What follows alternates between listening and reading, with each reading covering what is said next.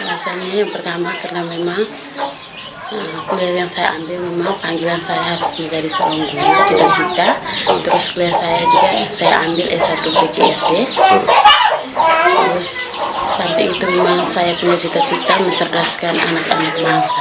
Walaupun dengan kondisi yang begitu. Walaupun dengan kondisi yang begitu saya tetap bertahan. Harapan dari saya kiranya pemerintah bisa memperhatikan saya yang sudah mengabdi 8 tahun.